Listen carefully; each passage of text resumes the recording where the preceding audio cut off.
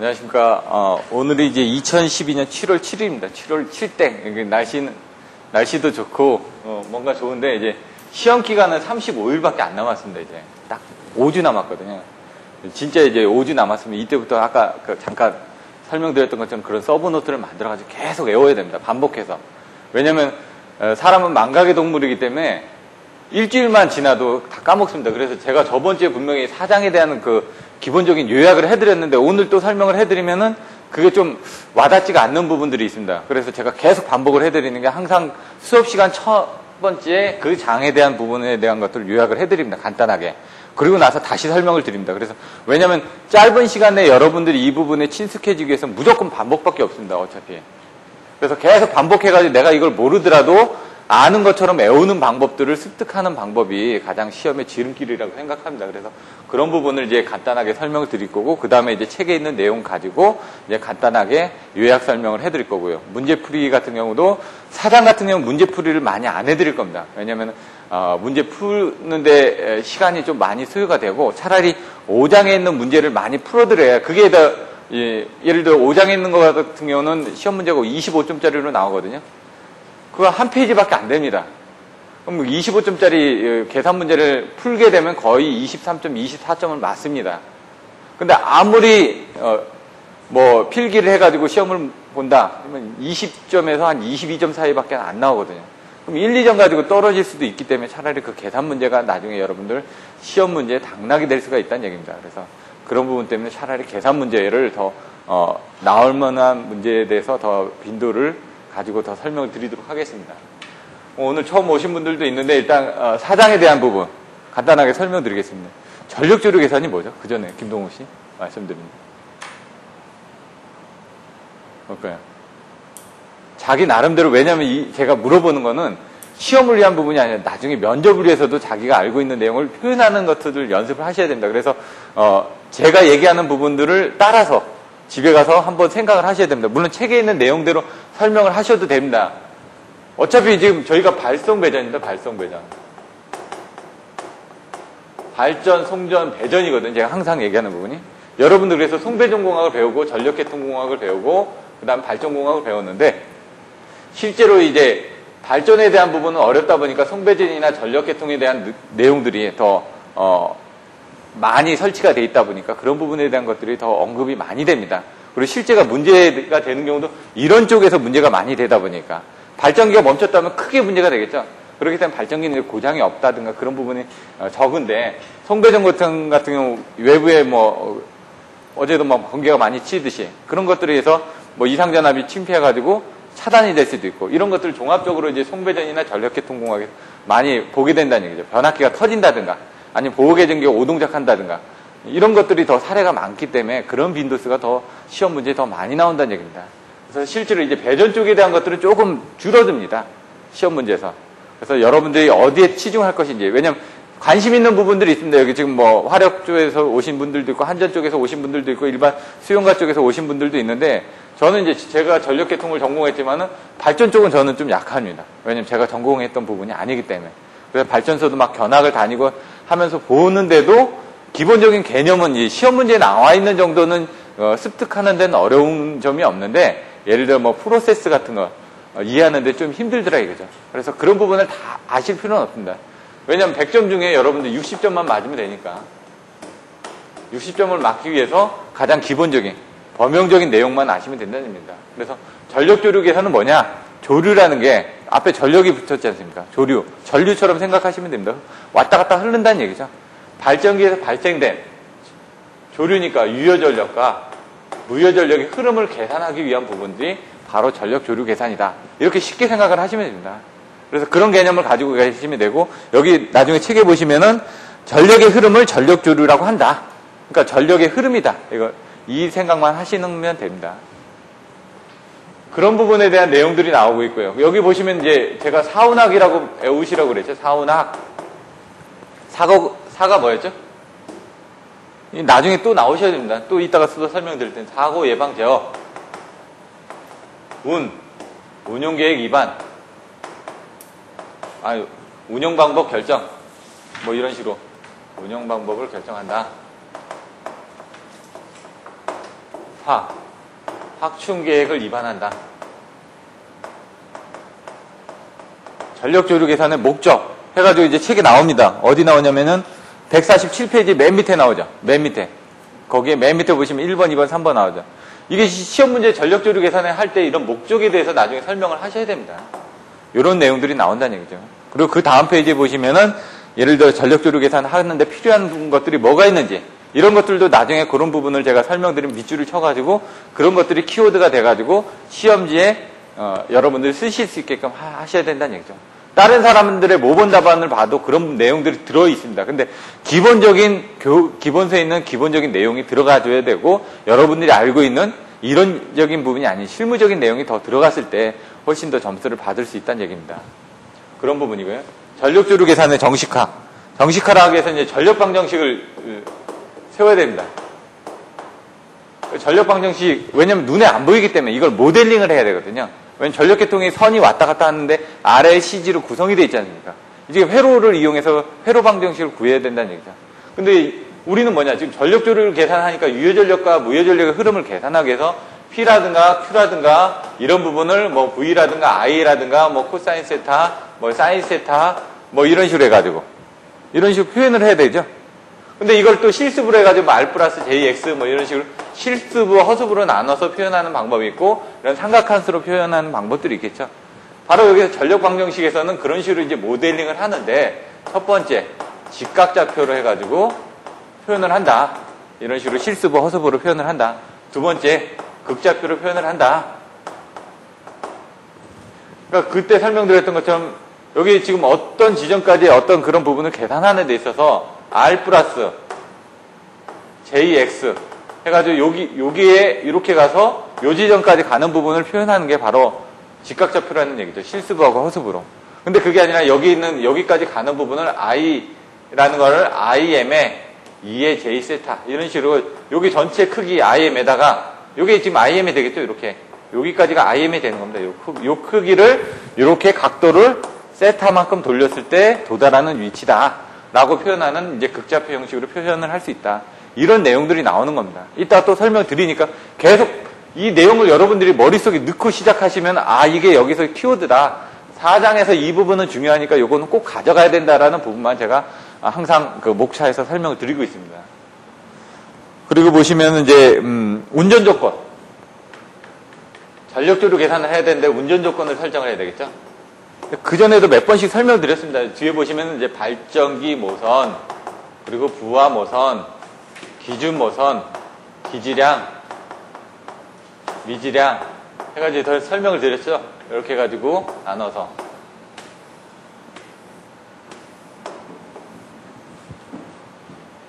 민승 씨, 여기가 뭐였죠? 기지량이? 기준이? 그럼 이걸 왜 기지량하고 미지량으로 나눠지죠? 왜냐면 이제 이거 계산을 하다 보니까 그때 고장전류에서도 이제 고대 발전해가지고 설명을 드렸죠. 자꾸 이제 그 연관해서 여러분들이 외우시라고. 왜냐면 고장전류에서 계산할 때 제가 이 순서대로 하라고 그랬습니다. 고대 발전을 외워가지고 이 순서대로만 푸시면은 힘들지 않다는 얘기예요. 이 고거가 뭐였죠? 고가 뭐였죠? 고장 조건. 대가 뭐였죠? 대칭좌표법. 발이 뭐였죠? 예, 발전기 기본식. 자꾸 알고 있어도 소리내서 자꾸 반복을 하셔야지. 왜냐면 자기가 말할 수 있으면 쓸 수가 있다는 얘기거든요. 머릿속에 있으니까. 근데 자꾸 가물가물합니다. 이게 순서가. 자꾸 저만의 방식으로 이렇게 가르쳐 드리는 거는 왜냐면 제가 이렇게 외우니까 좀 오래 가더라 이거죠. 그러니까 여러분들도 이런 방식을 가지고 여러분 방식대로 맞고 나가시는데 전압전류. 이제 생각이 나시죠? 근데 이 고장 조건에서 기지값과 미지값을 이용을 해서 계산을 했다는 얘기죠. 고장전류도. 그럼 전력조류도 기지값과 미지값으로 계산을 하는데 알고 있는 값 2개하고 모르는 값 2개를 이제 여기 있는 전력 방정식을 이용을 해가지고 계산을 한다는 얘기입니다. 근데 여기 이따가 자세하게 설명드리기 때문에 손실 부분이 생깁니다. 발전기에서 발생된 부분하고 부하모선에서 쓰는 사이에서 손실이 생긴데 그 손실을 계산해줘야 될 기준 모선을 발전기 모선 중에 하나를 선택을 해줘야 된다는 얘기입니다. 그러다 보니까 얘에서는 무한대 모선처럼 손실이 뭐냐? P하고 Q 아닙니까? 제가 여기 아실 때는 PQ, V 델타만 알면 된다고 그랬습니다. 왜냐면 전력줄이가 뭐다? 유효전력, 무효전력의 흐름이다. 근데 유효전력, 무효전력이 어떻게 흘러가죠? 전압에 의해서 흐르기도 하고 QV 컨트롤이니까 아실 거고 PF 컨트롤이니까. 근데 얘는 이제 유효전력은 위상차에서 흐른다고 그랬지 않습니까? 높은 이상에서 낮은 이상으로 흐릅니다. 유효전력이. 그래서 지금 항상 위상차가 납니다. 발전소의 위상하고 수용가측의 위상은 차이가 납니다. 어떻게? 이렇게 돼 있으면 여기 V가 있고 I가 어떻게 되죠? 이렇게 뒤지지 않습니까? 발전소의 위상은 요건데 수용가의 위상이 요거기 때문에 지금 이렇게 전력이 공급이 되는 겁니다. 그래서 우리가 이렇게 계산하는 걸 P로 이렇게 생각을 하는 거죠. 근데 이렇게 되면 어떻게 될까요? 진상이 걸리게 되면 어떤 전압이 올라간다든가 여러 가지 현상들이 생기죠. 그래서 여러분들이 이제 그 역류 같은 것도 요금이 바뀌어가지고 이게 지금 90%부터 60%까지 진상요금이, 벌금이 생겼습니다. 이게 0.5%인가?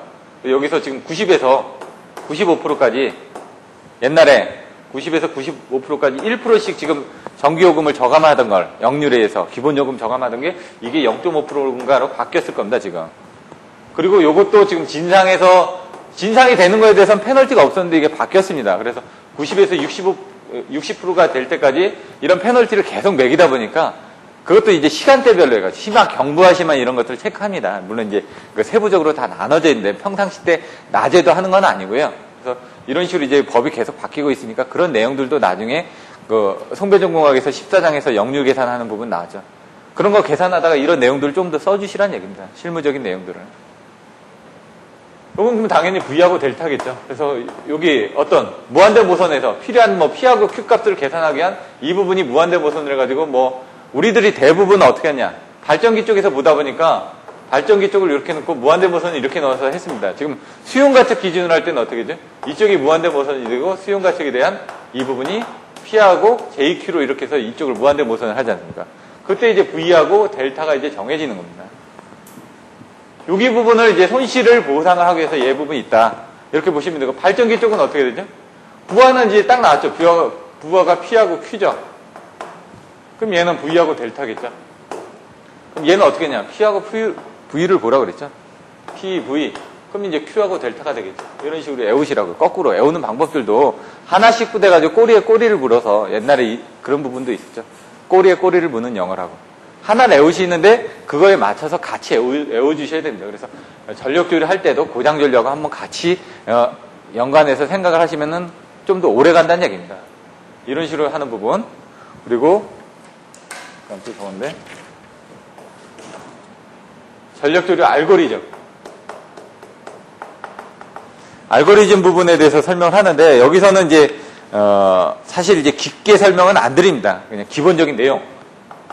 비선형 방정식. 아까처럼 이렇게 계산되는 부분이 이제 선형적이지 않다 보니까 이런 비선형 방정식을 이제 반복적으로 계산한다.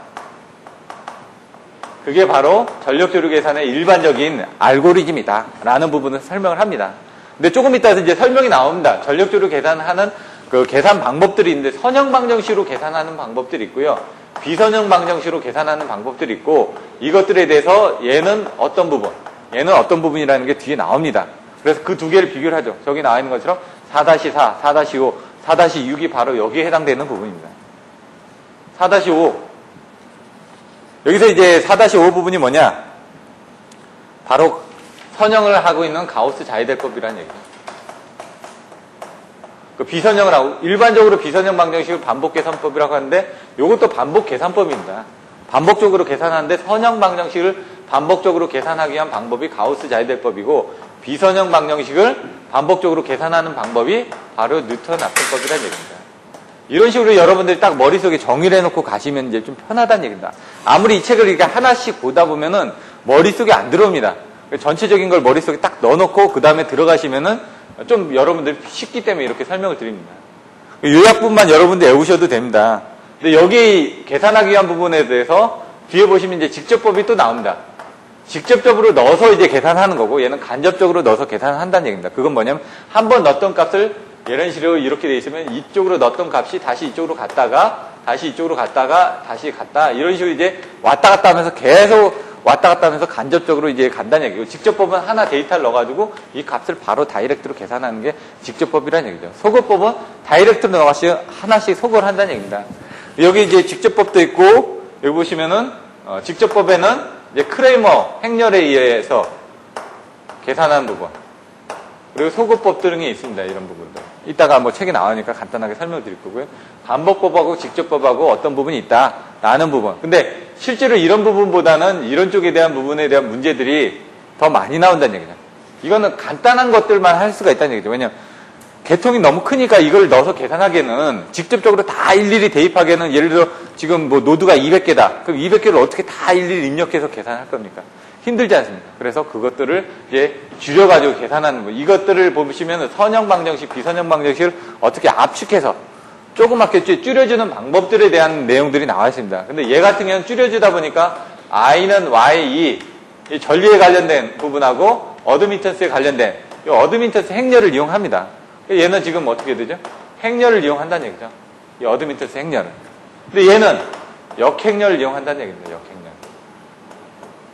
왜냐하면 행렬을 이용할 수밖에 없는 게, 우리가 이제 개통이 너무 많아지다 보니까 그걸 계산하기 편하게, 왜 임피던스가 자꾸 연결이 됩니다. 이렇게 얘일 때는 1 플러스 1분의 1 곱하기 1, 여기 또 하나 되면 여기다 또 이거 더하기 1분의 이거 곱하기 1 또 되죠.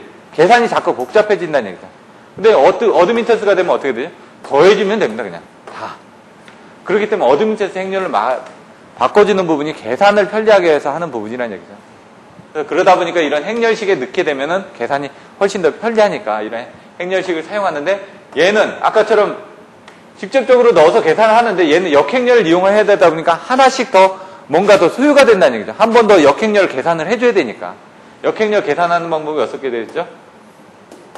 A, B, C, D에 역행렬 계산하면은 이거 어떻게 됐었죠? AD-BC분의 1에 이것도 다 암기를 하셔야 됩니다. 여기가 어떻게 되죠? A하고 D는 바뀐다. D, A. B하고 C는 마이너스가 붙는다. 여기에. 이걸 암기를 해주셔야 된다는 얘기예요. 역행렬 계산하는 방법. 또 뭐가 있었죠? 이런 것들 또 생각하면 이제 성전설로 단거리, 중거리, 장거리, RL, RLC, RLCG. 뭐? 이게 뭐였죠? 집중, 분포. 얘는 그냥 단거리니까 이런 식으로 해가지고 이렇게 계산했었죠. 이렇게 딱 생각이 나와야 됩니다. 이게 딱 했을 때. 얘는 뭐가 있었죠? T형하고 파형이 있었고. 얘는 사단자 정수들이 있는데 이 사단자 정수 계산하는 부분도 이렇게 딱 외워주셔야 돼요. 얘 같은 경우는 어떻게 돼 있었죠? 얘가 뭐라고요? 전압비. 얘가 뭐라고요? 전류비. 얘가 뭐라고요? 예? 임피던스. 얘는 어드미턴스. 이런 식으로 이제 외워가지고 이제 쓰시면 된다는 얘기죠.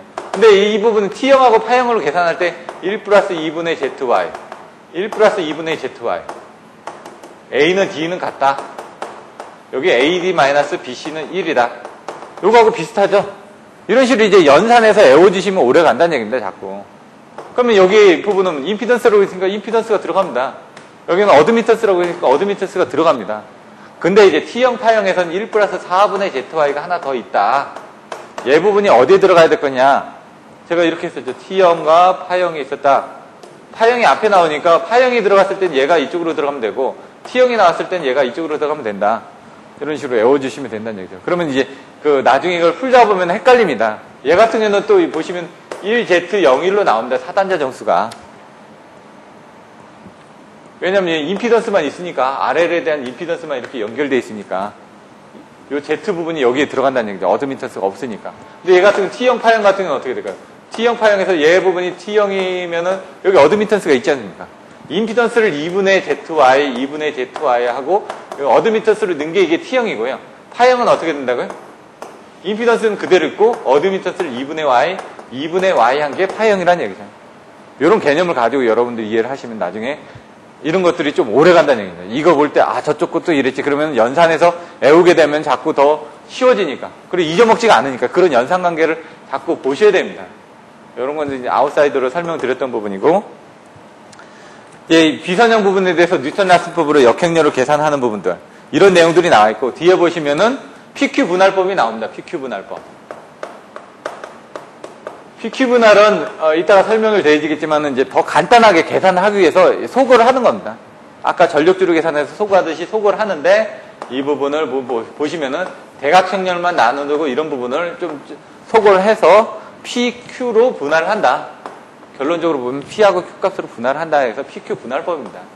PQ 분할법에는 이제 디카플드법이 있고 패스트 디카플드법이 있습니다. 요거의 이제 장점과 단점들이 이제 책에 나와 있습니다. 그런 정도만 이제 설명을 드릴 겁니다. 책에 있는 내용에 입각해서. 왜냐면은 그 이상은 힘드니까. 일단 여러분들 기본서 교재 부분만 제대로 알고 가셔도 나중에 다른 교재를 보실 때 진짜 많이 도움입니다. 그래서 여러분들 처음에 이게 기본서 교재를 보시면 정확하게 그 안에 내용이 뭐가 있는지 정확하게 공부를 안 하시다 보니까 제가 거기서 중요한 부분만 찝어드리고 나머지 부분들에선 좀 스킵을 하시라는 얘기입니다. 과감하게 좀 포기를 하실 수도 있어야 된다는 얘기입니다. 그 다음에 직류조류 계산법. 이거는 DC법, 간이계산법 이렇게 나옵니다. 4-1에 가보시면은 이 직류조류 계산법이 뭐라는 게 앞에서 정의가 나와 있습니다. 항상 책에 보시면요. 첫 번째 서론에 보시면은 우리 장에서는 뭐뭐를 배우겠다라고 딱 나옵니다. 그게 이제 여러분들이 배우시는 키포인트라는 얘기입니다. 그래서 첫 번째 장은 정확하게 읽어주셔야 됩니다. 그 안에. 그 안에 보시면 얘는 뭐예요? 유효전력만 가지고 계산하겠다. 왜? 전력조류는 뭐라고요? 유효전력과 무효전력의 흐름인데 얘는 유효전력만 가지고 계산한다는 얘기죠. 그래서 무효전력 부분을 없앱니다. 이렇게. 그리고 얘 부분을 나중에 보시면 단위법으로 표시를 합니다. 나중에. 단위법으로 표시한다는 걸 기억을 하셔야 됩니다. 분명히. 여기에 나와 있는 뭐 PQ 뭐 이런 부분을 단위법으로 표시하면서 Q 값은 없애버리고 임피던스 뭐 전압 이런 것들도 다 단위법으로 표시한다는 얘기입니다. 그래서 여기서 알고 있는 게 PQ, V 델타죠. 그럼 Q를 없애버렸으니까 P도 단위법, 여기에 관련된 전압도 단위법, 위상도 단위법, 그리고 여기에 임피던스가 있을 거 아닙니까? 임피던스도 단위법으로 해가지고 표시를 한다는 얘기입니다. 그 단위가 어떤데? 단위법이 뭔지 고장진료 계산에서도 세 가지가 있었죠. 퍼센트 임피던스법, 오음법, 단위법. 단위법이 PU법이라고 그랬는데 PU는 뭐라고요? 어떤 기준으로 나눠진다고 그랬습니다. 그럼 임피던스를 나눌 때는 어떻게 되죠? 단위법은 제가 100분의 1로 나누면은 이게 PU가 된다. 단위법으로 만들기 위해서 임피던스는 100분의 1로만 나누면 됩니다. 나중에. 근데 여기 있는 P값, MVA 같은 경우는 계산할 때 어떻게 되죠? 항상 기준이 위에 올라간다. 기준이. 예? 그때 얘기했던 게 어떻게 돼요? 10MV, 5MV. 예를 들어 그때는 책에는 100MV, 50MV이 되는데 계산하기 편하게 하기 위해서. 어차피 수치는 똑같으니까. 5MV째 8%의 퍼센트 임피던스다. 8%의 퍼센트 임피던스다. 그러면 이게 5MV 때는 10MV 때는 얼마일까요? 그렇게 물어봅니다. 이게 단위법으로 표시하는 겁니다. 10MV가 기준이니까. 근데 기준이 항상 위로 올라간다고 그랬습니다. 그러면 5MV분의 10MV인데 몇 프로짜리를? 8%짜리를 하게 되면 얘는 10MV에서 16%가 된다라고요. 이런 식으로 계산하면 된다고요. 얘가 항상 위에 올라간다. 우리는 연장자가 위에 앉으니까. 그러면 이제 나중에 보시면 LC 아니라고요. 이거 틀렸다고요. 왜? L이 더 위에 있잖아요. 루트 C분의 L입니다. 이렇게. 나중에 보시면 Z분의 Y 나오죠. 또 Z분의 Y. Z가 위에 올라가죠. 이런 식으로 아시면 된다는 얘기죠. 또 이런 부분이 위에 올라간다는 걸 알아두시면 나중에 편합니다. 그리고 각도는 여기 있는 이 각도는 라디안으로 표시합니다. 라디안. 요거만 명확하게 알고 계시면 됩니다. 단위법과 라디안. 도가 아니라는 얘기죠. 도. 도. 각도. 디그리. 나중에 이제 계산기를 눌러주실 때도 여러분들 이거 잘못 누르면 계산값이 틀리게 나옵니다. 이렇게 해서 지금 4장에 대해서 배워야 되는 내용에 대해서 간단하게 설명을 드렸습니다. 여러분들이 이거는 그전에도 제가 송배전공학을 전체적으로 안내를 해드렸었고요. 전력계통공학도 전체적으로 안내를 해드렸습니다. 그 부분만 계속 반복을 하셔도 시간을 법니다.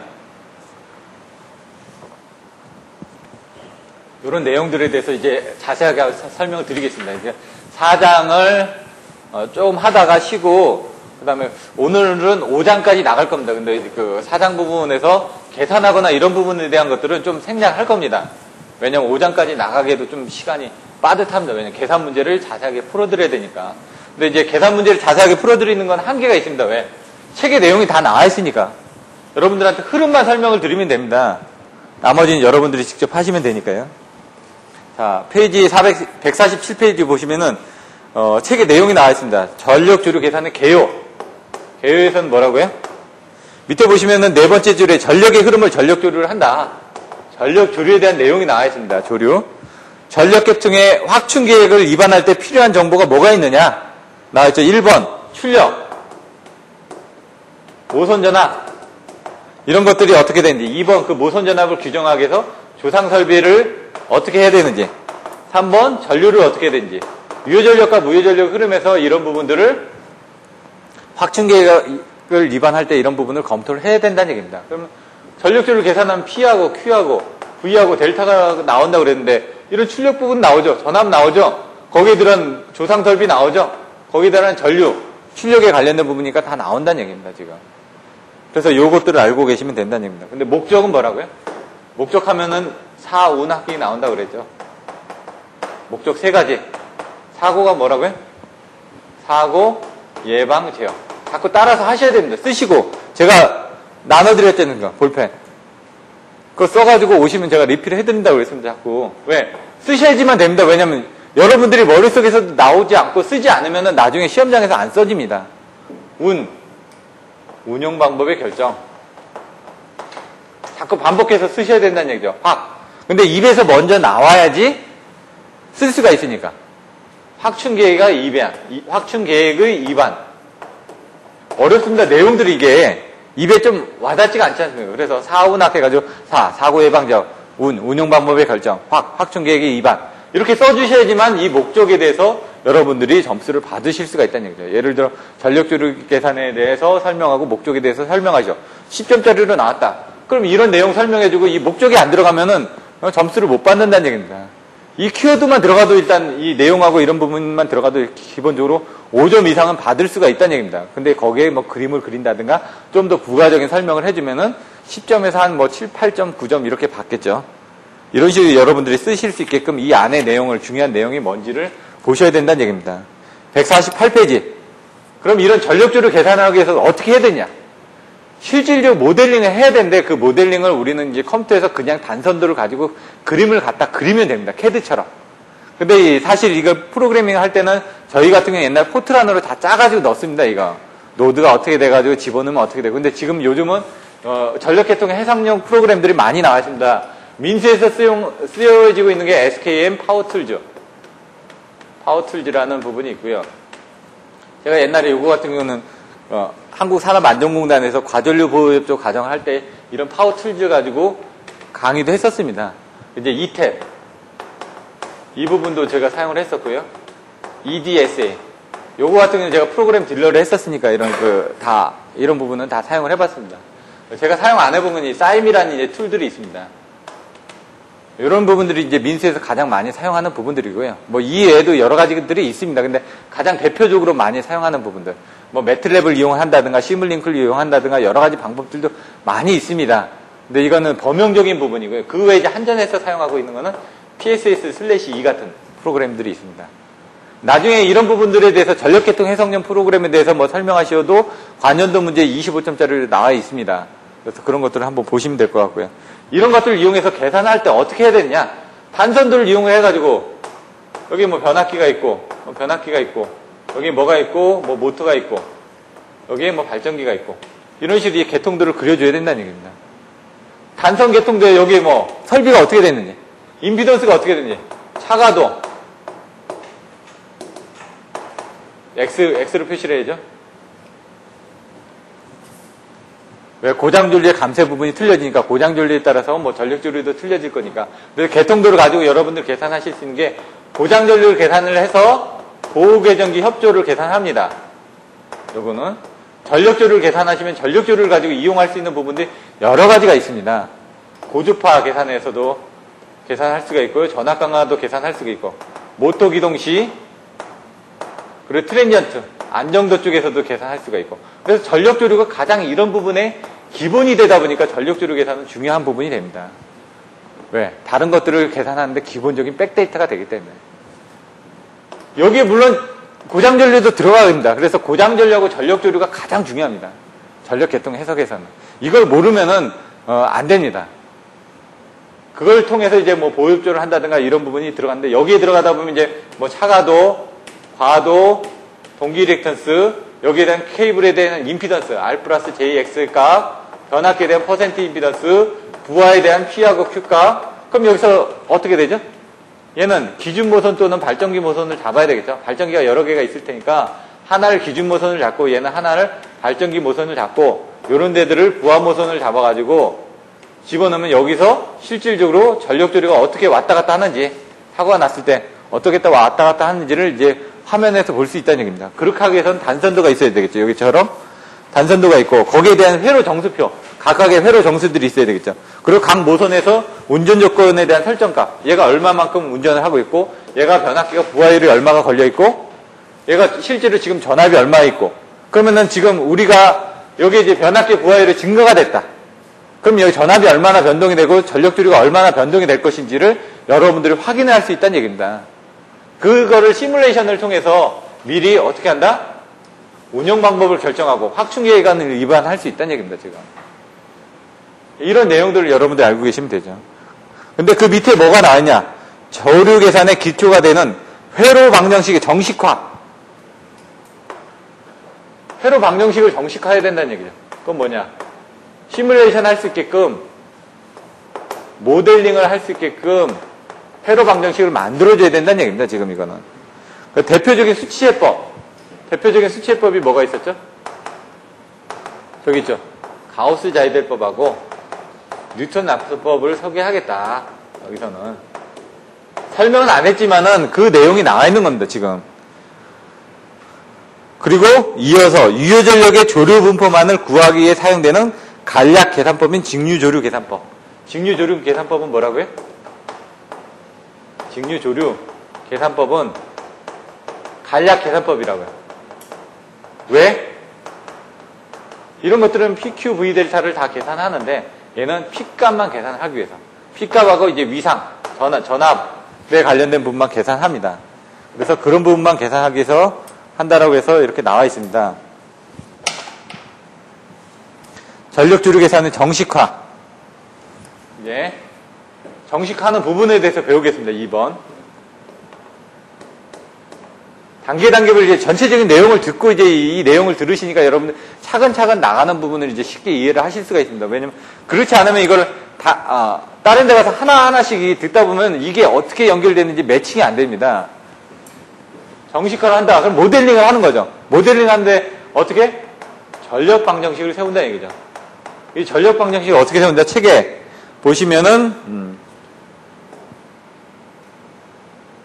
P는 VI, I는 R분의 V, 뭐 P는 R분의 V 자성, 이렇게 여러 가지 식들이 나오죠. 여러분들이 알고 있는 식을 이용을 하는 겁니다. 여기서 R분의 1이 뭐냐? Z분의 V가 되죠, 이게. 이 Z를 이제 계산하기 편하게 Y로 바꾼 게 YV다. 이거를 이제 여기서 해놓은 게 Y2가 되는 거죠, 이렇게. 이 어드민트 생렬. 그래서 이 부분을 설명하고 있는 겁니다, 지금. 책에 나와있죠. I1은 Y1은 뭐 2원 해가지고 149페이지에. 이런 식으로 I1은 Y1은 Y1원의 2원. 그래서 Y12의 2투. 이런 식으로 해가지고 계속 나간다. 그럼 요게 지금 I 부분이 여기에 해당되는 부분이고, 요게 Y행렬에 해당되는 부분이고, 이게 E행렬에 해당되는 부분이죠. 전압행렬. 이걸 이제 쪼개서 놓으면 이렇게 나중에 I 부분이 I1, I2 나올 거고, 여기 부분이 Y11, Y1, Y22, Y12, Y21 이렇게 쭉쭉쭉쭉 나가겠죠. 대각행렬이. 여기는 2원, 2투 해가지고 요거는 해가지고 요거 곱하기 여기 곱하기 뭐 이런 식으로 이제 계속 나오겠죠. 이렇게. 그거를 이제 풀어서 쓴 겁니다. 지금 행렬로. 행렬로 쓰기 위한 부분이다. 여러분들이 여기 뭐냐? 자기 어드민터스, 상호 어드민터스. 지금 제가 2장에서 다 설명드렸잖아요. 얘는 대각행렬 부분이고 얘는 어떻게? 대칭이 된다 항상. 근데 나중에 계산할 때 마이너스를 해가지고 뭐 계산하는 부분도 있었죠. 행렬을 줄여주기 위한 크론의 행렬 소거법이라든가 축약 공식이라든가 그런 부분도 앞에서 다 설명을 드렸죠. 어드민턴스 행렬이라든가. 그래서 앞에서 됐던 그런 기본적인 부분을 알고 넘어오셔야죠. 그래야지 전력주류 계산에서 편합니다. 이렇게 계산을 한다. 그래서 여기 있는 y는 어드민턴스 행렬이다. 이 어드민턴스 행렬을 모르시면 전력계통공학에서 이해를 하실 수가 없습니다. 계산이 다 이걸로 이루어지니까, 행렬로 이루어지니까. 그래서 어드민턴스 행렬은 반드시 알아두셔야 되고요. 식 4-4 보시면요. 거기 이제 WK는 뭐냐? 바로 이제 피상전력이란 얘기죠. 피상전력은 여기는 PK 플러스 JQK 유효전력과 무효전력의 합이다. 이렇게 나오죠. 이걸 이제 계산하기 편하게 하기 위해서 저번에 한번 설명드렸죠. 전력 부분을 계산할 때 우리가 아까 뭐 이런 부분에 대한 복소수 부분을 뭐 직각좌표로 표현하든 극좌표로 표현하든 나와 있었는데 여기서 이렇게 나온다고 그래요. 얘가 V하고 I가 있다. 그럼 우리는 어떻게 한다고요? P는 VI의 콘주게이트하. 이렇게 한다고 그랬죠. 왜? 얘 각하고 얘 각하고 더해지니까 얘 각을 하나 빼줘야 된다. 그래서 얘 부분을 콘주게이트를 쳐주면은 실제로 요 사이각이 나오니까 그 사이각을 하기 위해서 이 부분을 넣는다. 왜냐면 이걸 P 플러스 JQ를 정으로 하기 위해서 플러스 방향으로 하기 위해서 얘 부분에 취한 겁니다. 여기 취해도 됩니다. 근데 여기다 취하게 되니까 얘가 P 마이너스 JQ가 플러스 방향이 돼가지고 계산하기가 힘들더라 이거죠. 그래서 I에다 콘주게이트를 취한 거는 요렇게 계산하기 편하게 해서 취했다. 마찬가지로 여기서도 지금 결론이 어떻게 났죠? VI 콘주게이트니까 VI 콘주게이트인데 그 여기는 뭐로 했죠? E에 EK에 IK에 콘주게이트로 했죠. 똑같은 내용입니다 지금. 그러니까 내용을 그렇게 이해를 하시면 된다는 얘기죠. EK, IK 콘주게이트인데 IK는 또 어떻게 나눠지느냐? IK는 지금 뭐라고 돼 있죠 여기? I는 YV라고 돼 있죠. I는 Y2라고 돼 있지 않습니까? 요게 이렇게. 그럼 요게 여기 또 들어가겠죠 이렇게. 또 들어가면은 근데 여기서 EK를 놔두고 그래서 EK를 놔두고 여기 부분을 어떻게 YKM 그리고 EM 거기다 이제 콘주게이트를 취하니까 이걸 빼면은 여기에 콘주게이트가 취해지는 거죠 이렇게. 그래서 4-4가 이렇게 나온 겁니다. 근데 어떻게 돼 있다고요? 이게 이런 식으로 행렬이 돼 있으니까 요 앞에다가 이제 배열을 넣은 거죠. M은 1부터 뭐요? N까지. 대신 요 N은 얼마다? N은 1부터 땅땅땅땅 해가지고 N까지다. K는 N까지다. 이렇게 표시를 해준 겁니다. 이렇게. 배열이 이렇게 돼 있다. 여러분 이거는 반드시 쓰실 수 있어야 됩니다. 이거는. 여기서 전력방정식을 세워야 되니까 전력방정식을 못 세우면은 지금 여기 나와 있는 이 행렬을 표시를 한 게 이겁니다. 지금. 근데 이걸 쓸 수가 없으면은 계산을 못 하는 거죠. 나중에 이걸 풀어가지고 계산을 해야 되는데. 그래서 이거는 명확하게 알고 계셔야 되고요. 그리고 밑에 보시면 이것이 곧 전력주류 계산에 관련 전력 방정식이다. 그래서 내용을 정확하게 알고 계셔야 된다는 얘기입니다. 그리고 다시 또 삭제를 하고 이 직각좌표 변환하고 극좌표 변환을 설명드릴 겁니다. 직각좌표 변환은 뭐라고 한다고요? 실수부하고 허수부라고. 극좌표는 각도로 표시를 한다. 그 내용만 알고 계시면 됩니다. 지금 앞에서 설명드렸던 거. 그 이상의 것도 필요가 없습니다. 대신 이제 계산할 때 어떻게 한다라는 정도 간단한 내용만 설명드릴 겁니다. 왜? 시간이 너무 많이 걸리니까. 1. 직각좌표 변환.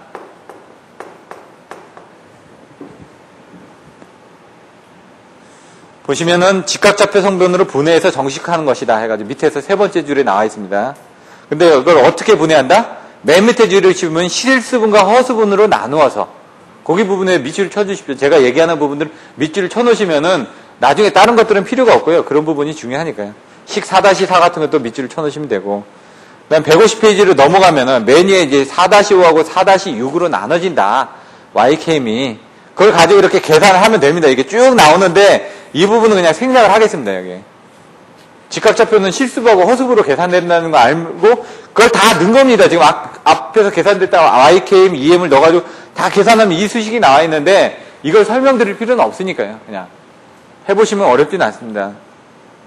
시간이 너무 많이 걸려서. 그 다음에 예대 4-1 가능하면 예제를 많이 풀어드리는데 이것도 스킵을 하겠습니다. 왜냐면 단순하게 그냥 곱해지는 거니까. 페이지 152페이지에 보시면은 극좌표. 직각좌표는 뭐라고요? 실수부하고 허수부. 극좌표는 모선전압과 어드민턴스 행렬을 극좌표 표시로. 여기 모선전압과 어드민턴스 행렬을. 왜? I는 Y, E니까. 어드민턴스 행렬하고 모선전압을 지금 한다라는 걸 설명을 하는 겁니다, 지금. 전력 방정식에서 이제 전류를 가지고 이제 계산을 하니까, 지금. 근데 왜, 극좌표 변환을 많이 하냐면요. 얘 같은 경우는 이제 크기는 이제 곱해버리고 각도는 더해버리면 됩니다. 근데 앞에서 그 같은 건 어떻게 됐죠? 이거 제가 설명 안 드린 게 실수부하고 허수부 계산하면 R1 플러스 JX1 그냥 수치를 넣어가지고 하시면은 X1 플러스 JX2 X3 플러스 JX4 이거 X1, X3 X1, X4 얘 곱하고 이렇게 막 여러 번 곱해가지고 그걸 또 다 나눠줘야죠.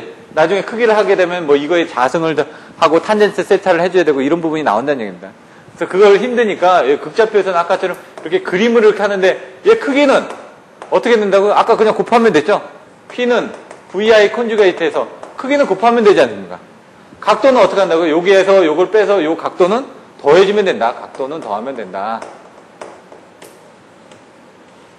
그러니까 훨씬 더 쉽다는 얘기죠. 근데 나중에 이런 식으로 할 때 요거에 대한 정의를 정확하게 내려주셔야 됩니다. 각도에 대한 정의를. 그렇지 않으면 이제 좀 헷갈려질 수가 있습니다. 각도에 대한 정의만 정확하게 해주시면 되는데 극좌표는 그래서 어떻게 한다? 크기는 곱하고 각도는 더하면 된다. 크기는 곱하고 그래서 훨씬 더 계산이 편리하기 때문에 극좌표 변환으로 계산을 더 많이 한다. 이렇게만 보시면 됩니다. 거기서 또 이 하이브리드 표현이라고 페이지 153페이지 나옵니다. 근데 이거는 뭐냐면은 뭐 비로 해가지고 뭐 표현을 했다라고 하는데 그거는 읽어보시면 될 것 같고 먼저 이제 극좌표에 대한 부분을 설명드리면 여기 나온 것처럼 YKM은 YKM의 KM의 2의 J 세타 KM이라는 얘기죠. 그리고 EK는 EK의 입실론의 JK 요것도 EM은 EM의 입실론의 JM 이렇게 돼 있다는 얘기죠. 여기는 세타 K의 요거 요게 용어가 뭐였죠? 제가 크사이였나요? 크사이 K 뭐 크사이 M이다. 그럼 이 부분에 대한 정의를 이제 내려주셔야 된다는 얘기입니다. 근데 요거를 이제 계산하다 보면 아까 앞에서 배웠던 전력 방정식이 생각이 나야 됩니다. 전력 방정식 WK는 뭐라고요? 여기 나오는 것처럼 EK의 IK의 콘주게이트니까 여기 나와있던 이런 부분들이 여기 이제 들어가는 겁니다. IK가 아까 요거로 이제 변환이 됐으니까 EK 부분 여기 있고 여기하고 여기 부분이 아까 여기 IK에서 나왔던 부분 아닙니까? 그걸 넣어가지고 콘주게이트를 취한다는 얘기입니다. 콘주게이트를 취한다는 결국 각도를 허수분을 마이너스를 만든다는 게 콘주게이트거든요. 그럼 뭐냐? P 플러스 JQ에서 콘주게이트를 취하면요. 얘는 크기는 안 변합니다. P 마이너스 JQ가 됩니다. 왜? 허수부의 부호만 바뀐다는 얘기입니다. 이렇게. 부호만 바뀌는 거니까 여기서 나중에 허수부의 부호가 바뀐다는 이 각도, 여기가 바뀐다는 얘기죠. 각만 바뀐다고 보시면 됩니다. 그래서 이렇게 계산을 하니까 요걸 넣으니까 앞에 시그마 나오고 시그마에 여기에 대한 것을 생략을 했는데 YKM을 그냥 앞으로 뺐습니다. 그리고 EK를 넣습니다. 근데 실질적으로 이게 EK가 이렇게 들어가고 YKM하고 이 부분 뭐요? EM 부분 이게 아까 나와있던 그 뒷부분이죠. 뒷부분 뭐냐면은 요 I에 해당된다는 부분이죠. 앞에서 나왔던 부분. YKM, EM이 그 식 4-4를 한번 보십시오. 이게 식 4-4의 이 뒷부분에 여기 IK 부분이 된다는 얘기입니다. 근데 여기 이제 콘주게이트를 취하다 보니까 콘주게이트를 취하는 게 여기 콘주게이트를 취하는 게 아니라 각도를 콘주게이트 취한다고 그랬죠? 각도를 콘주게이트 취하면 YKM은 어떻게 되죠? 세타 KM 그대로 나오고요.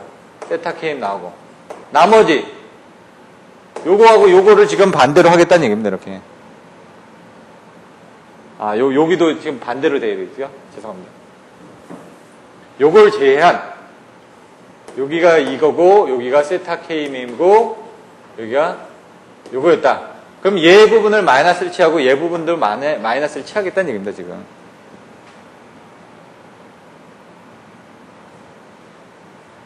책에 그렇게 나와있나요? 식 4-8에? 18에? 4-18을 맨 위에 보시면 여기가 어떻게 되어 있죠? J에 K 마이너스 M 마이너스 세타 KM 이렇게 나왔죠. 그게 뭐라고요? 요거가 지금 합해진 겁니다. 이렇게 지금. 근데 여기서 이제 정의를 내릴 때 이 세타 K하고 여기 부분을 KM을 아까 여기처럼 K가 있고 M이 있다. 그럼 요 사이 부분을 요걸 이렇게 KM으로 표시를 한 겁니다. 이렇게. 정의를 내려서. 요 전체에서 얘를 뺀 게 이 K하고 M에 대한 각이다. 그렇게 표시를 하다 보니까 여기 나와 있는 것처럼 크사이 KM이 되는 거고 여기 마이너스 세타 KM이 된다라고 이렇게 정의를 내린 겁니다. 요거를. 이런 식으로. 그렇게 정의를 내려서 놓고 이제 플러스 쓰면 된다는 얘기고 그 코사인이고 사인으로 바뀐 건 코사인을 사인으로 바뀐 겁니다. 4-19, 4-20은 코사인 사인입니다. 왜냐면 P니까 코사인이고요. Q니까 사인입니다. 근데 4-19하고 4-21은 같은데 그건 왜 그러냐면은 4-23에 알파 KM은 2분의 파이 90도에서 세타 KM을 맞췄다고 그랬습니다. 그러니까 방향을 여기 이렇게 돼 있던 부분을 90도를 올렸으니까 코사인에 있던 걸 사인으로 바뀌거나 사인에 있던 걸 코사인으로 바꿨다는 얘기니까 그 4-19하고 4-21은 같은 겁니다. 정의를 이렇게 내려놨으니까. 그냥 그렇다고 정도만 여러분들 알고 계시면 됩니다. 그럼 뭐 하이브리드 표현은 뭐다? 거기서 직각좌표를 표현할 때 GK하고 BK로 표시를 했다. 그게 그냥 하이브리드다 라는 정도. 4-12 부분을 보여드릴 텐데 거기는 간단하게만 설명을 드릴 겁니다. 먼저 그림을 보시면은 그림 4-3에 보시면은 맨 왼쪽에 P2 1.7 E2 1.1249가 있습니다. 이건 무슨 보선인가요? P하고 V로 돼 있죠. 그럼 표현이 뭐로 돼 있죠? 얘는 발전기 모선이 되는 겁니다. 아까 그 1번 모선으로 끝으로 가보겠습니다. 끝에 2원은 1.0의 각 0도 뭐라고요? 걔도 발전기인데 뭐라고요? 걔는 기준 모선이 되겠죠. 기준, 스윙, 슬랙 똑같은 얘기를 다 거기다 써놓으셔야죠. 성배전공학에서 얘기했던 뭘 물어보면 특성 임피던스가 뭐냐, 과도 임피던스가 뭐냐, 서지 임피던스가 뭐냐 물어봤을 때 답변을 못하면 안 된다는 얘기입니다. 같은 얘기를 물어보는데도 지금 몰라서 답변을 못하니까요. 그리고 3번 부분이 뭐라고요? P하고 Q니까 얘가 부하모선이 되겠죠. 그래서 여러분들이 이런 걸 보시더라도 딱 전력조류 계산에서 앞에서 설명드렸던 발전기 모선, 부하모선, 기준모선 똑같이 순서적으로 보시면 됩니다. 2번이 발전기 모선, 3번이 부하모선, 1번이 기준모선이 되는 거죠. 그렇게 여러분들 보시면 쉽다는 얘기입니다. 그걸 이제 직각좌표 변환으로 바꿔보겠다. 근데 이거 직각좌표 변환은 제가 생략을 하는데 보시면은 Y 원원이 어떻게 계산이 됐는지 Y 원원은 지금 보시면은 Y는 4-j5니까 4-j5가 이렇게 나오죠. 154페이지 메뉴 보시면 그 4-j5를 직각좌표는 제가 생략을 하고요. 극좌표 부분만 설명드리겠습니다. 근데 이제 여기서 중요한 거는 페이지 154페이지 중간에 보시면 모선 3에서 Q3에서 마이너스 부분을 붙였습니다. Q3가 뭐냐? 부하모선이기 때문에 마이너스를 쓰고 있다는 얘기예요. 부하에서 쓰고 있으니까. 발전기에서는 공급하니까 플러스가 되고 부하에서 쓰고 있으니까 마이너스가 된다는 얘기입니다. 요거는 개념을 알고 계셔야 됩니다. 나중에 또 이따가 뒤에 가서 계산하실 때 이런 부분이 나옵니다. 비슷한 개념이. 그래서 부하 쪽에서는 마이너스다. 이걸 보시면 됩니다.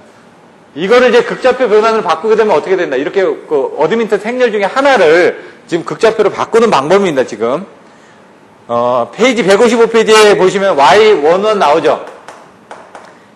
여기 지금 6.403이라고 각 마이너스 51.34도가 있습니다.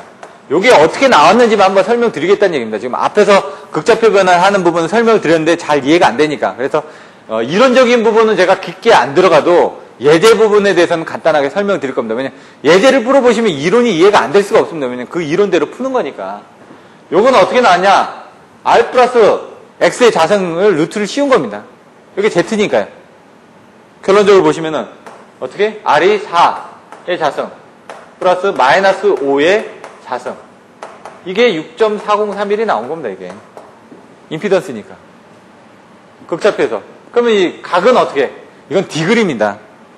중요하게 생각하시는 게 디그리. 세타는 아크 탄젠트 마이너스 1에 R분의 X입니다. R분의 X. R분의 X. 그럼 뭐냐? 아크 탄젠트 1에 뭐라고요? R은 4. X는 마이너스 5죠. 이걸 계산하면 어떻게 된다? 마이너스 51.34도가 나옵니다. 이걸 디그리로 계산했을 때. 레디안으로 계산하면요. 레디안으로 계산하면 마이너스 0.896이 나옵니다. 그 계산기를 돌렸는데 제대로 안 나온다. 그럼 여러분들 계산기가 레디안으로 선택이 되어 있는 겁니다. 이걸 중요시 하셔야 됩니다. 나중에 행렬 계산하실 때는. 파이는 180을 기준으로 해가지고 나누는 게 레디안인데요. 그런 것들은 뭐 나중에 기회가 되면 다시 설명을 드리겠습니다. 여기서는 이 정도 알고 계시면 될 것 같고요. 페이지 156페이지. 운전 조건의 설정.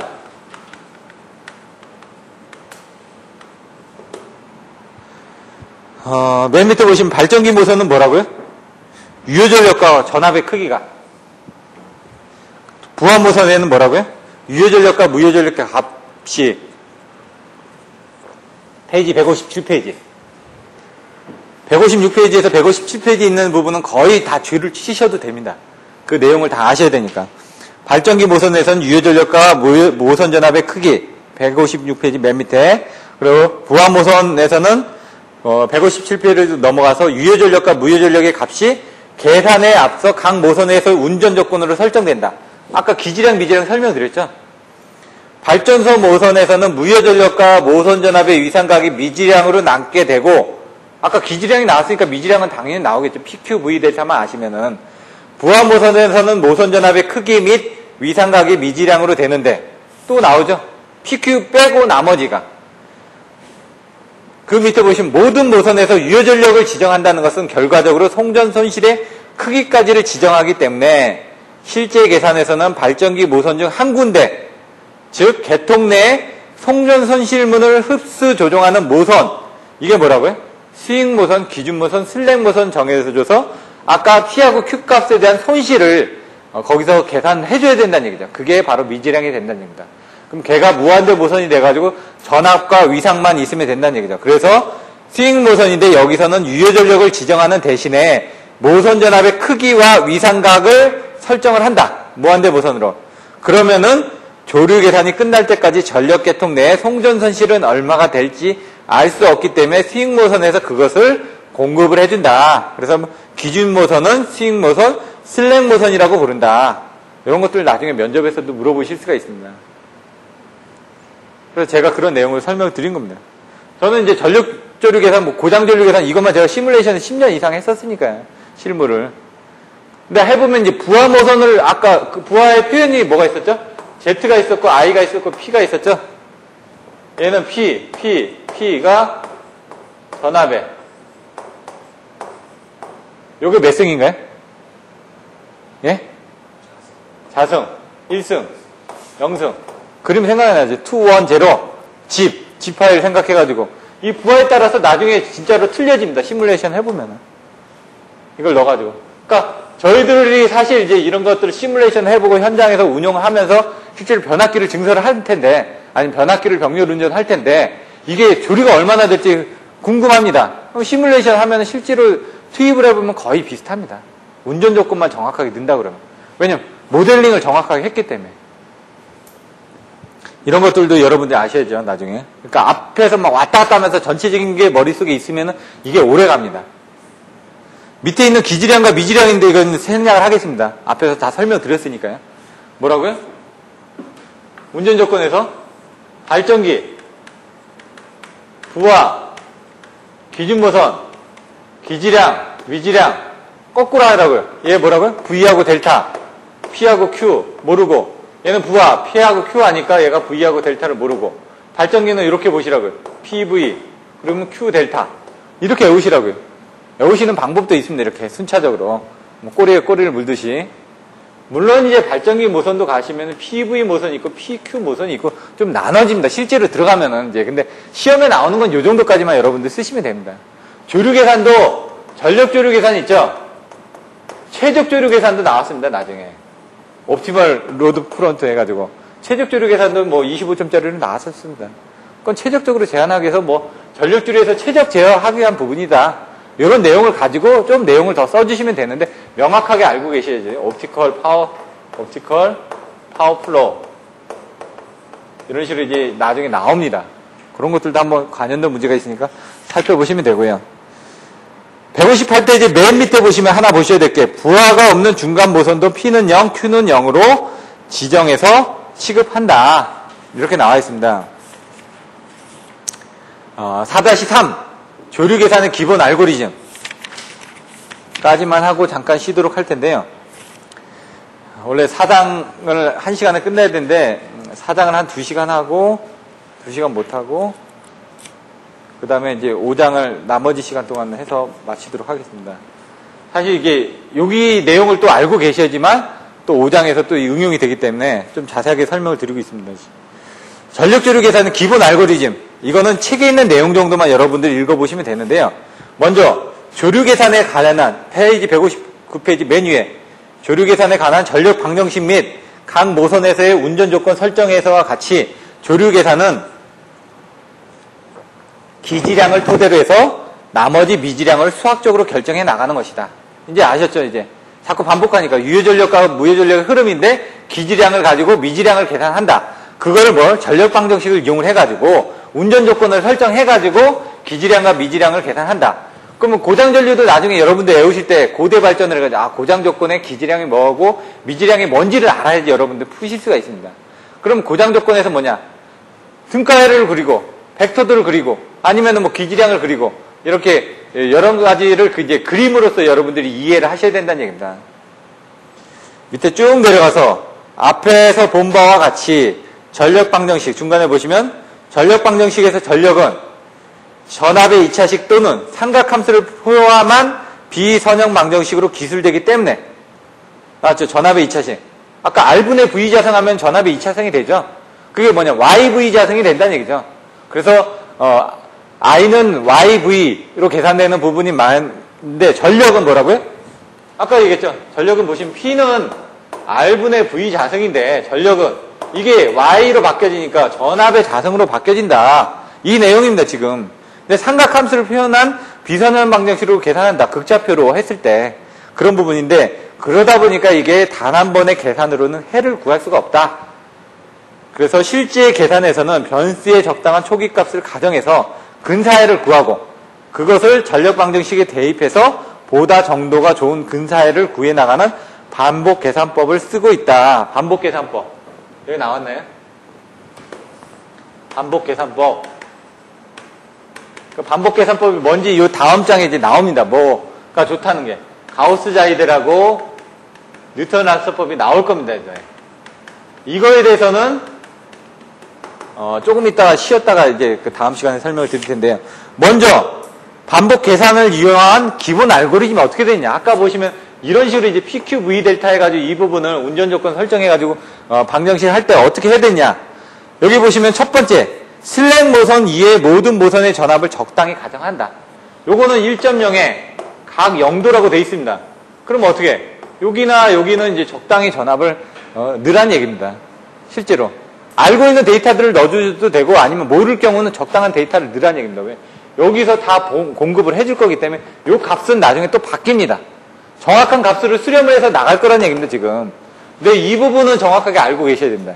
기지량은 정확하게 알고 계셔야지 미지량 값은 잘못 넣어도 어차피 우리가 이 값들에 의해서 계산돼서 이 값들이 나올 거기 때문에 문제가 없다는 얘기입니다.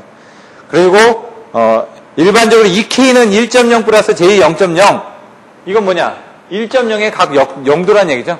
이렇게 넣어주시면 된다는 얘기입니다. 무한대 모선이니까.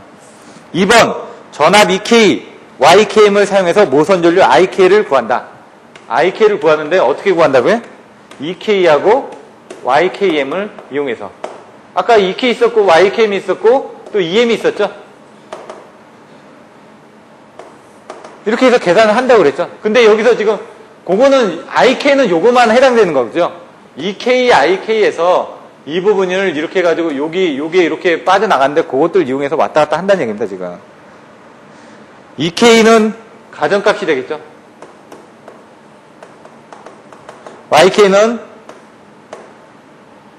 기지값이 되겠고, 알고 있으니까, 어드미터 생년을 알고 있으니까, 부하 측에서. 대신 이런 것들이 또 가정값이 될 겁니다. 가정값을 넣어서 기지값에서 넣어서 계산하면 요거에 가정값이 나오겠죠. 왜냐면 이 값이 진짜 값이 아니니까. 그러니까 어드미터 생년을 여러분들이 왜 행렬이 이렇게 나와 있으니까 여기에서 지금 뭐 어떻게 임피던스가 나와 있지 않습니까? 임피던스가 얼마라고. 뭐 Z1이 얼마다. 그러면 어드미터스를 하려면 Z1분의 1로 해줘야 되겠죠. 여기 어떻게? Z는 0.1 플러스 뭐 J 10. 이게 나와 있지 않습니까? R 플러스 JX 값으로. 이게 지금 어떻게 되죠? 이거는 나와 있다는 얘기입니다, 지금. 항상. 근데 여기서 흐르는 전압이라든가 이런 것들은 모르니까 그 전압이라든가 전류가 얼마나 흐를지는 모른다는 얘기입니다, 지금. 그래서 얘를 가정을 하게 되면은 얘 값이 나온다는 얘기입니다. 지금 어떻게? 1.0을 제외한 나머지 값들을 가정을 하려면 이걸 가정을 하게 되면 이 값은 알고 있으니까 이 값은 가정된 값으로 나오겠죠. 그럼 이 값이 정확한 값이 들어가면 이 값도 정확한 값이 나오겠죠. 이런 식으로 계속 하겠다는 얘기입니다, 지금. 이 전류 IK와 가정한 전압으로 또 유효전력, 무효전력의 전압 크기 EK. EK를 나중에 또 구한다는 얘기죠. EK는 어떻게 됐었죠? 아까 앞에서 나왔던 그 수식들을 가지고 계산을 하시면 된다는 얘기입니다. 그리고 편차가 0이 되도록 앞서 가정한 모선 전압의 수정값을 계산하는 방정식을 풀어서 전압을 수정을 한다. 그럼 뭐냐? 나중에 보시면은 뒤에 이제 그 다음 시간에 배울 겁니다. 여기 뭐가 있고 뭐가 있는데 어드미턴스가 있는데 여기 부분이 편차가 됩니다. 편차. 요게 이제 소요 수정량이 있는데 요 값을 계속 수정을 하는 겁니다. 지금 얘기한 것처럼 우리가 어드미턴스는 안다고 그랬죠, 지금. 그러니까 이 부분 편차 부분을 계속 집어넣으면은 여기 부분이 바뀌어지겠죠. 이 편차 부분을 줄여주게끔 하기 위해서 여러분들 계속 노력을 하시면 된다는 얘기입니다. 근데 이게 이 편차를 줄여주기 위한 방법들이 뭐가 있다? 가우스 자이델과 뉴턴 랍선법이 있는데 얘는 행렬을 이용한다. 얘는 역행렬을 이용한다. 편차를 줄여주기 위해서 이런 부분으로 생각하시면 된다는 얘기입니다. 그 외에 이제 뭐 YKM이 얘가 변할 수 있는 방법들이 또 있습니다. 뭐 앞에서 설명드렸죠. 기준의 건선비 변압기, 그 다음에 개통 내 모선이 추가되는 경우, 아니면 개통 내 선로가 추가되는 경우, 세 가지 설명드렸었죠, 앞에 2장에서. 그 부분을 또 생각을 하셔야죠. 그러니까 막 자꾸 연결이 돼야 됩니다.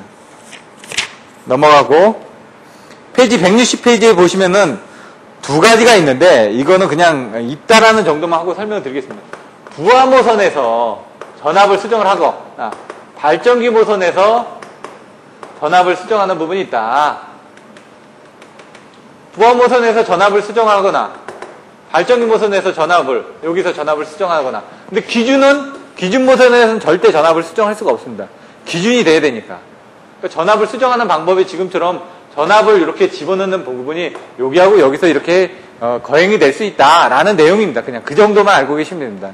이 밑에 있는 내용이 뭐다 이거 딱 보시면 막 머리가 아픕니다, 이게. 시험에 나오는 부분도 아니고요. 여러분들이 알고 있다고 한들 다음 주에 가서 물으면 또 까먹습니다. 그러니까 제가 설명을 안 드리는 겁니다. 나중에 이제 석사 과정을 하시면 이런 부분은 다 배웁니다. 배우는데, 저도 옛날에 그걸 다 수식으로 정하고 이걸 이용해서 프로그래밍을 했으니까 다. 근데 프로그래밍을 하려면 이 내용을 정확하게 이해를 해야지 프로그래밍을 할 수 있습니다. 근데 나중에 지나니까 저도 다 까먹더라고요. 그리고 페이지 162페이지 맨 밑에 보시면은, 이 내용을 한번 보셔야 됩니다. 조류 계산을 위한 수치 계산법으로서는 축차 대입법, 가우스 자이델법, 뉴턴 라슨법, 플로우법이 있는데 여기서는 대표적인 방법 두 가지만 설명하겠다. 그게 뭐라고요? 가우스 자이델하고 뉴턴 라슨법입니다. 요거에 대해서는 쉬었다가 다음 시간에 가우스 자이델법, 뉴턴 라슨법, 그리고 그걸 비교하고 PQ 분할하는 부분, 그리고 직류 조류 계산법까지 설명을 드리도록 하겠습니다. 잠시 쉬었다 하겠습니다.